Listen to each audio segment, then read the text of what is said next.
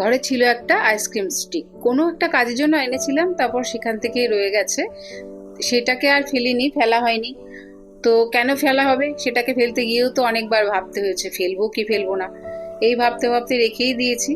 তারপরে কয়েকটা ইয়ারবাডস ছিল আমার কাছে, সেই ইয়ারবাডস দিয়ে একটা ফুল তৈরি করে নিয়েছি। সুপার ক্লেটা ছিল, সুপার ক্লে না হলেও চলে, এখানটায় যে কোনো একটা ছোট্ট সাদা কাগজ গোল করে কেটে নিয়ে বসিয়ে নিলেও হয়। আমার কাছে ছিল, সেই জন্য আমি এটা মানে ইউজ করেছি। এর উপরে ফুলের পাপড়িগুলোকে লাগিয়ে দিলাম, ইয়ারবাডসগুলোকে লাগিয়ে দিয়ে এবারে এখানটা গ্লু দিয়ে বসিয়ে দেবো।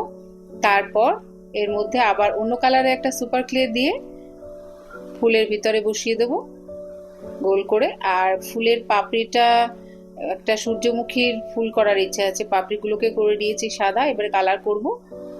আর এটার উপর ডট ডট করে নিয়েছি, আর অ্যাক্রিলিক কালার দিয়েও স্টিকটার উপরে একটুখানি যেন দেখতে ভালো লাগে সেই জন্য ডট ডট দিয়ে নিয়েছি, আর এটাতে কালার করে নিয়েছি। ব্যাস, তারপরে হয়ে গেছে একটা সুন্দর বুকমার্ক। যারা বই প্রেমী, যারা বই পড়তে ভীষণ ভালোবাসেন, তাদের কিন্তু একটা খুব পছন্দের জিনিস এটা।